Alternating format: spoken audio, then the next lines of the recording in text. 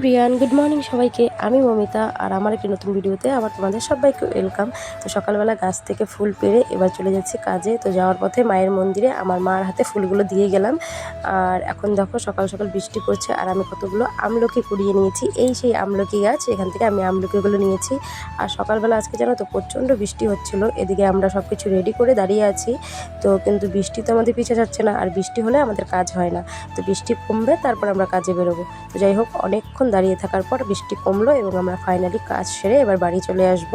তো বাড়ি আসার পথে আমি একবারে বাজার করে তারপর বাড়িতে এসেছিলাম। আর কারণ আমার বর তো সকালবেলা কাজে চলে যায়, আর বাড়িতে A to Z সমস্ত কাজ আমাকেই করতে হয়, বাজার ঘাট থেকে শুরু করে বাড়ির কাজ বাইরের কাজ সমস্ত কিছু। তো সেই রকমই আজকে একবারে ডিউটি সেরে বাজার করে চলে এসেছি। আর নিয়ে এসেছিলাম শাক সবজি আর আমার প্রিয় ফল আম, আর সাথে এনেছিলাম মেয়ের জন্য মাংস। তো তোমাদের তো আগের ভিডিওতে বলেছিলাম যে আমার মেয়ে পাঁঠার মাংস খায় না, তো তার জন্য আজকে ওর জন্য মুরগির মাংস নিয়ে আসলাম। আর সবার প্রথম ড্রেসটা চেঞ্জ করে চলে গেলাম রান্নাঘরে। তো সেখানে গিয়ে সকালে আজকে ভাজছি আলু ভাজা, আর মেয়ের জন্য বললাম না মাংস করব, তো মাংসটাকে ভালো করে ধুয়ে মেখে রেখে দিয়েছি, একটু পরে রান্না করব কারণ ভাত হয়নি, ভাত হবে তারপরে। আর আজকে আমি করেছি আলু ভাজা আর পাট শাকের ঝোল শাক, আর হচ্ছে কি আমার জন্য অল্প পাট শাক ভাজা।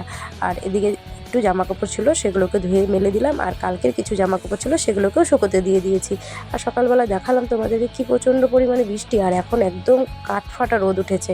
তো যাই হোক, জামা কাপড়গুলো আমার শুকিয়ে যাবে। আর এদিকে এখন আমি চলে এসেছি ঘরে এসে আমার যেহেতু আগে রান্নাটা সারি, তার জন্য ঘরের কাজ কিন্তু হয়নি। তো এখন আমি ঘরের কাজগুলোকে সেরে নেব। আর ঘরের অবস্থা দেখে আমার মাথায় হাত যে আমি কিভাবে কি করব, কারণ আমার আর ভালো লাগে না রোজ দিন সেই ঘর গোছাও বাসন মাজো, সত্যি আর ভালো লাগে না এইসব একই সংসারের কাজ করতে। তো যাই হোক, এখন আমি মাংসটাকে রান্না বসিয়ে দিয়ে ঘরে চলে এসে ঘরের যে কাজগুলো ছিল অগোছলো সেগুলোকে সুন্দর করে গুছিয়ে পরিপাটি করে তুলব। তো দেখো ফাইনালি যতটুকু পেরেছি ঘরটাকে সুন্দর করে গুছিয়ে নিয়েছি। মানে অগোছলো থাকলে না কেমন জানি লাগে, হঠাৎ করে কেউ যদি ঘরে আসে না তখন না নিজেকেই লজ্জায় পড়তে হয়। তো যাই হোক বন্ধুরা, অনেক কথা বলে ফেললাম, কাজও করে ফেললাম। আর এই যে আমার হাতে বিস্কুটটা দেখতে পাচ্ছ, বেকারি বিস্কুট, এই বিস্কুটটা না আমার দারুণ লাগে। তো এই বিস্কুটটাকে এখন খুলে কৌটায় রেখে দেবো।